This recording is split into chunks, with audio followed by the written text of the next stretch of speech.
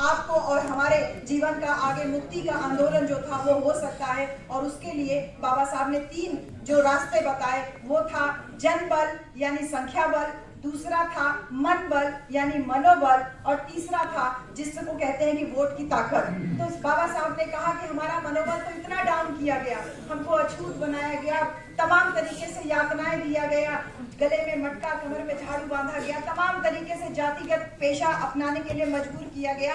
हमारा मनोबल बहुत डाउन है, हमारे पास संख्या बल बहुत ज्यादा नहीं है, लेकिन हाँ, अगर इन दोनों को हम इकट्ठा कर लें तो हमारे पास राजनीतिक शक्ति के रूप में एक बहुत बड़ी शक्ति आ सकती है। तो उस राजनीतिक शक्ति को बाबा साहब जब कह रहे हैं कि सबसे बड़ा तुम्हारे पास रास्ता है अगर अपने आप को ऊंचा उठाना चाहते हो, और बाबा साहब अपने मन में ये अरमान लेके नहीं गए, तमाम चेतावनियां दे के गए जो हम आज देख रहे हैं, उन चेतावनियों का सामना करते हुए स्वयं को पा रहे हैं। बाबा साहब ने कहा था कि मैं कांग्रेस पार्टी से कानून मंत्री जरूर हूं, लेकिन इस गलतफहमी में कोई न रहे कि मैं कांग्रेस पार्टी का सदस्य हूं। मैं इस्तीफा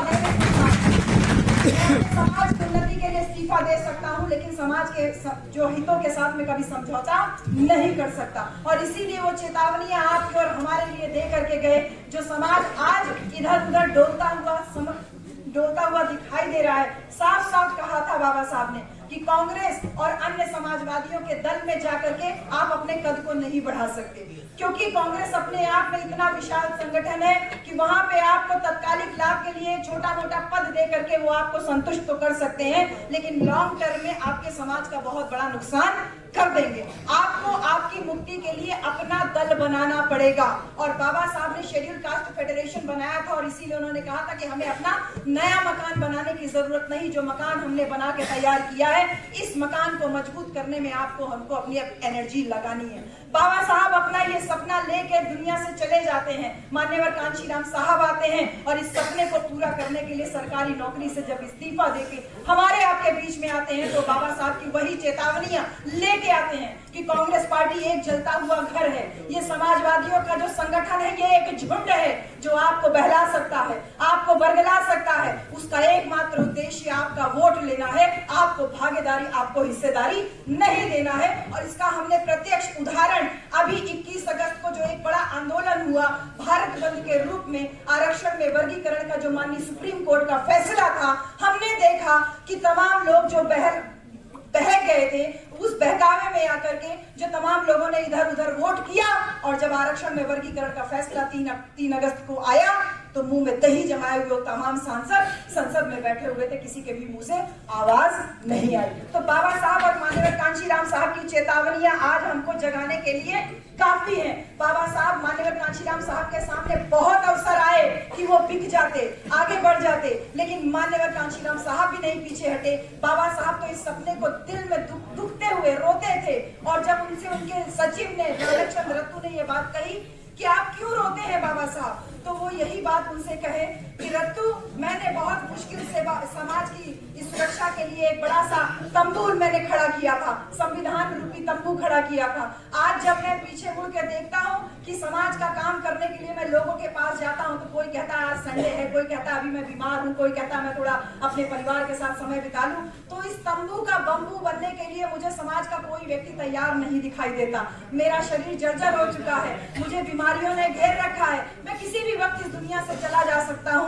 मैं यही बार बार सोच करके रोता हूँ कि मेरे बाद मेरे इस समाज का क्या होगा। इस समाज का जो तंबू तैयार किया है, इसका कोई बम्बू बनेगा नहीं, तो ये तंबू कहीं ढह ना जाए, इस चिंता में मैं रोता हूँ। लेकिन बाबा साहब ये बात 1956 में नानक रत्तू से कह रहे हैं, लेकिन मुझे इस बात का आज जब मैं पढ़ रही हूँ, लिख रही हूँ, बीएचयू में प्रोफेसर हो गई हूँ, तो आज जब मैंने इतिहास पढ़ा बहुजन समाज का, तो इस बात की बहुत खुशी हुई कि जो बाबा साहब की आंखों से आंसू निकले, उन आंसुओं को थामने के लिए उसी 1956 में 15 जनवरी को बहन कुमारी मायावती जी का जन्म हो चुका था।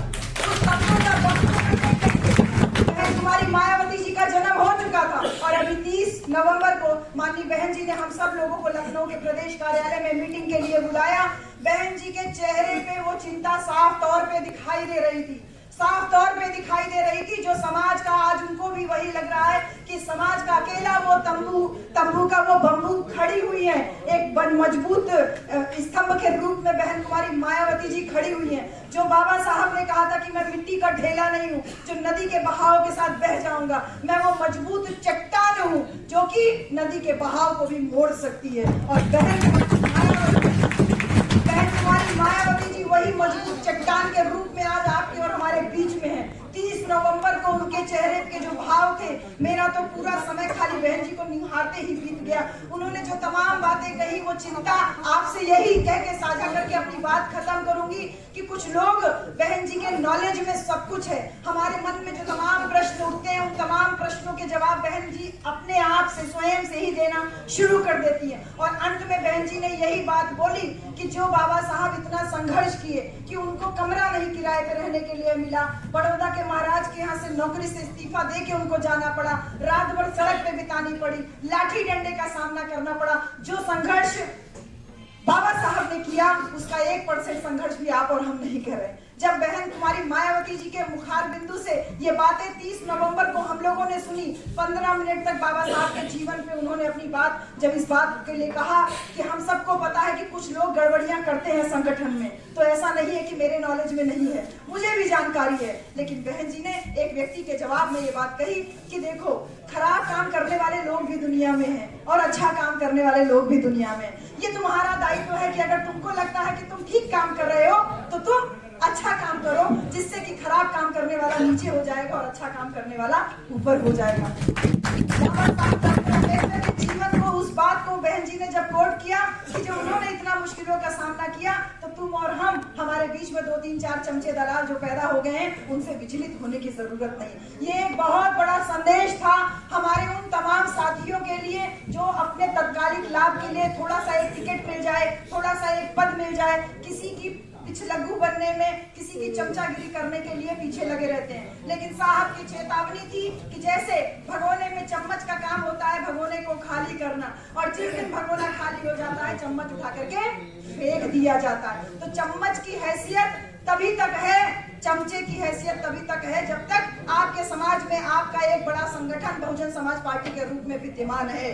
बहुजन समाज पार्टी जब बनी, जिसने बाबा साहब की राजनीतिक सत्ता ही सारे दुखों की चाबी है, इस बात पे जब आगे बढ़ी, पिछड़े लोगों को प्रतिनिधित्व दिया, दलितों को प्रतिनिधित्व दिया, माइनॉरिटी समाज के लोगों को जब प्रतिनिधित्व दिया, और जब हाथी चल रहा था दिल्ली की ओर और अरुण पाठक भाई नारा लगाए थे कि ब्राह्मण शंख बजाएगा हाथी दिल्ली जाएगा, भाई अरुण पाठक जी जब साथ में आए तो कुछ लोगों को परेशानी होने लगी और अनर्गल उल्टी सीधी भ्रामक बातें फैला करके समाज को तोड़ फोड़ने का काम किया। लेकिन बहन जी की 30 नवंबर को हुई मुलाकात से मन में एक नई स्फूर्ति जागी है। वो स्फूर्ति आप लोग भी अपने मन में पैदा कीजिए कि आज 6 दिसंबर को केवल यहाँ से बातें सुन के नहीं जाना, हमारे बहुत सम्मानित साथी बहुत सारी बातें आप लोगों को बताएंगे, मन में एक विश्वास ले करके जाना है कि पूरे लोग जीवन में 2 तरीके के रास्ते होते हैं। एक सही रास्ता, जो सही रास्ता होता है वो थोड़ा दुर्गम होता है,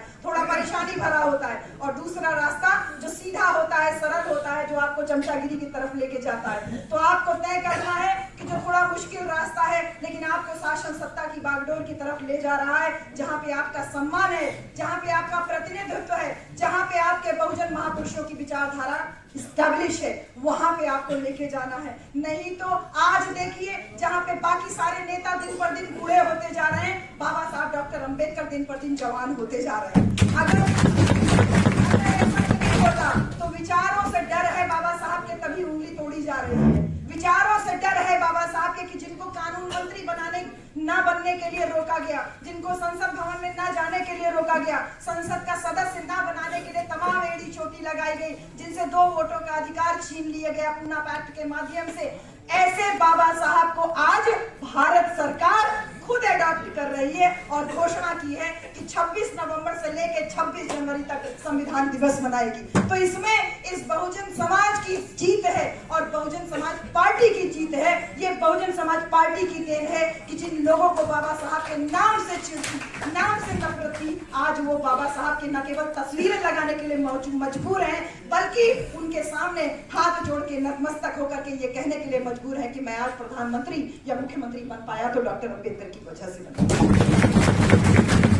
मजबूती को लेकर के चलिए, किसी का पिछलग्गू बनने की जरूरत नहीं है। लोग आपको केवल बहका रहे हैं, उनको आपका वोट चाहिए, लेकिन आपको आपका सम्मान बहुत ज्यादा जरूरी है। खाने में नमक के समान होता है सम्मान। अगर आपने नमक के साथ समझौता कर लिया, नमक ज्यादा हो तो भी अच्छा नहीं होता, नमक कम हो तो भी अच्छा नहीं होता। अगर बिकने की कीमत लगा रहे हो, अगर चमचा बनने की कीमत लगा रहे हो, तो मान्यवर कांशीराम साहब को दिमाग में रखना। साहब से एक बार एक कार्यकर्ता ने बोला, साहब सब कुछ बिक रहा है, नेता बिक रहा है, वोटर बिक रहा है, वोट बिक रहा है, एक दिन कांशीराम भी बिक जाएगा। तो साहब बहुत संजीदा हो गए, बहुत गंभीर स्वभाव में, बहुत गंभीर स्वर में अपने उस कार्यकर्ता को रिप्लाई करते हैं कि बिल्कुल सही कह रहे हो, कि हो सकता है एक दिन कहीं कांशीराम न बिक जाए। उस कार्यकर्ता ने बोला तो साहब ने कहा बिल्कुल सही कह रहे हो, जहाँ सब कुछ बिकाऊ है, वोट बिकाऊ, वोटर बिकाऊ है, वहां पे एक दिन कांशीराम भी बिक सकता है। लेकिन यह ध्यान रखना कि कांशीराम के बिकने की कीमत एक पगवा दारू नहीं होगी। कांशीराम के बिकने की कीमत एक जिला पंचायती के सदस्य की सीट नहीं होगी या कोई पद नहीं होगा। कांशीराम जिस दिन बिकेगा उसकी कीमत 1 लाख 2 लाख रुपया भी नहीं होगी। कांशीराम के बिकने की कीमत देश के प्रधानमंत्री का पद। बहुजन समाज के लोगों, भाई विश्वकर्मा जी ने इतनी अच्छी बात बोली। भाई मैं तो आपसे आज आपको मैंने पहली बार सुना और मुझे बहुत अच्छा लगा कि आज विश्वकर्मा भाई बस एक चीज बोलना आप भूल गए कि आपके लिए प्रधानमंत्री जी ने एक मेला का आयोजन किया हुआ बनारस में लगा है, राष्ट्रीय विश्वकर्मा योजना। क्या बात है, ये ताकत है बहुजन विचारधारा की, ये ताकत है बहुजन समाज पार्टी की। पिछड़े समाज के लोगों की पूछ जब तक बहुजन समाज पार्टी बनी, तब से पिछड़े समाज के लोगों की पूछ दूसरी पार्टियों में भी होने लगी। नहीं तो दलित तो हाशिए पे था ही, लेकिन पिछड़ों को भी कोई पूछने वाला नहीं था। और आज जब राष्ट्रीय विश्वकर्मा मेला का मैंने आयोजन देखा तो मुझे बहुजन समाज पार्टी का एक सदस्य होने पर बहुत गर्व हुआ। और बहन कुमारी चट्टान के भांति वो महिला खड़ी है, और जब महिला चट्टान की भांति खड़ी होती है तो बड़े बड़े पुरुष मुझसे डरते हैं, और वो डर मुझे दिखाई दे रहा है। और उस डर का मुकाबला करने के लिए आपको और हमको बहन कुमारी मायावती जी को और मजबूत करना है। पूरे हौसले के साथ में इकट्ठा होइए। हमको भी कुछ बातें परेशान करती हैं, लेकिन जब बहन जी का जो संदेश था वो लेके वहां से आई, उनसे मुलाकात करके आई, तो नई एनर्जी लेकर के आई कि मुझे अपना काम करके जाना है। कोई पीछे क्या बोल रहा है, कोई टांग खींच रहा है, कोई चमचागिरी कर रहा है, उसके ऊपर समय बिल्कुल भी व्यर्थ नहीं करना है। जुट जाइए। आप लोगों ने इस आजमगढ़ की धरती पर इतिहास कायम किया है। हमारे बहुत सम्मानित डॉक्टर बलिराम जी इस बहुजन मिशन की नींव है, जिन्होंने संघर्ष किया है ना, तभी आज इतना सम्मान है। यहाँ पर पहले जो सांसद चुने गए, रामकृष्ण यादव जी को अगर छोड़ दीजिए तो दलित समाज का एक बड़ा चेहरा तो हमारे बीच में यहाँ पर बैठा ही हुआ है, तो बहुत बहुत बड़ा चेहरा है हमारे बीच में। और जब तक सब हमारे बीच में है, हमको इनके अनुभव का लाभ लेना चाहिए। और इस अनुभव का लाभ आप केवल बैक बाइटिंग करके नुकसान कर रहे हो और कुछ नहीं है। आपको, हमको, सबको मिल करके जो आपका अनुभव है वो हम लोगों को जो मिले, उससे हम लोग इस मिशन को, मूवमेंट को आगे बढ़ाएं। यही एक बात लेकर के कि कभी भी हार नहीं मानना है। और माननीय बहन कुमारी मायावती जी के लिए मैं बस यही कहूंगी, जो एक बात मैं अक्सर उनके लिए बोलती, यही बात कह के अपनी बात खत्म करूंगी कि संघर्षों ने गढ़ा उनको, बहन कुमारी मायावती जी के लिए है ये, संघर्षों ने गढ़ा उनको, वो बहुजन की मसीहा है, मिशन और मूवमेंट की वही सच्ची खवैया है। अरे दलित, पिछड़े और मुसलमान और शोषितों की असली पालनहारा है कि उनको छोड़कर बोलो कौन रहनुमा हमारा है। बनी परिवर्तन की धारा, बनी परिवर्तन की धारा स्मारकों को सवारा है। अमर इतिहास में दर्ज अब हर महापुरुष हमारा है। केवल और बहुजन समाज पार्टी और बहन कुमारी मायावती जी की देन है। आइए आज हम सब लोग बाबा साहब को अगर श्रद्धांजलि देना चाह रहे हैं तो सच्ची श्रद्धांजलि बहन कुमारी मायावती जी को मजबूत करने में है। बहन जी को कमजोर अगर करेंगे तो एक राष्ट्रीय पार्टी के राष्ट्रीय नेतृत्व को कमजोर अगर आपने हमने कर दिया तो ये जान के रखिए बाकी पार्टियां क्षेत्रीय हैं।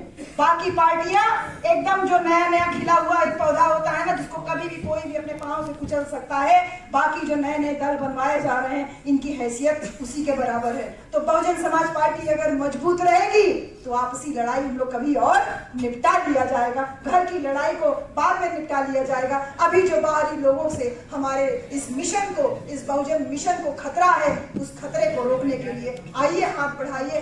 कटहरी विधानसभा में 1 महीना प्रचार करने का सबसे बड़ा फायदा यही हुआ कि कम से कम हम अपने बहुजन वोट को इकट्ठा रख पाए, नहीं तो फूट डालने के लिए तमाम लोग आगे आपके और हमारे आगे पीछे घूम रहे हैं। तो सावधान रहना है, सजग रहना है और सजगता के साथ में इस मिशन को आगे बढ़ाना है। बाबा साहब को सच्ची श्रद्धांजलि यही होगी जब 2027 में इस आजमगढ़ लोकसभा का इतिहास रहा है कि 8 की 10 में से कम 7 से 8 सीट बहुजन समाज पार्टी के खाते में रही है। अपना जोर लगाना शुरू कर दीजिए। जितने भी विधानसभा अध्यक्ष हैं, चाहे मऊ के हैं, बलिया के हैं, आजमगढ़ के हैं, सेक्टर अध्यक्ष हैं, जो भी पदाधिकारी हैं और नहीं भी हैं, सब अपनी व्यक्तिगत जिम्मेदारी लीजिए। हम तो 7-8 महीने से ही पार्टी में है ना, इसके पहले तो 10 साल तक हम पार्टी के बाहर ही रह के काम कर रहे थे, लेकिन हमको समझ में आया कि पार्टी का सदस्य होना कितना जरूरी है। एक बड़े संगठन का नाम आपके साथ होना बहुत जरूरी है। अपना रहनुमा आपको हमको खुद ही तय करना है कि बहन जी के नेतृत्व में इस आजमगढ़ को हम पूरे जो है भारतवर्ष में चमकाएं और उत्तर प्रदेश में नंबर 1 पे लेकर के आए। इन्हीं सारी बातों के साथ में मैं बहुत आभार व्यक्त करती हूँ यहाँ पर मौजूद है और साथ ही संचालन कर रहे हमारे बड़े भाई विनोद चौहान जी को और आप सबको भी जो मौका दिया और इतनी देर से मुझे सुन रहे हैं। क्योंकि बीएचयू विश्वविद्यालय में भी आज कार्यक्रम रखा, उन्होंने कहा कि आप लोकसभा का जब से टिकट पा गई तब से आप जो है बीएचयू में कोई कार्यक्रम में शिरकत नहीं करती, तो मैंने कहा नहीं मैं आऊंगी। तो उन्होंने कहा आप 4 बजे पहुंचिए, 4:30 बजे पहुंचिए, लेकिन 5 बजे के पहले आप एक बार कम से कम आके 5 मिनट का उद्बोधन जरूर कर दीजिएगा। तो मैं एक क्षमा भी चाहते हुए कि थोड़ी देर में मैं यहाँ से अपना जो है निकल के बीएचयू कैंपस के लिए भी निकलूंगी और आप सब लोगों को पुनः बहुत सारा आभार। जय भीम, जय भारत, खुदा हाफिज। धन्यवाद।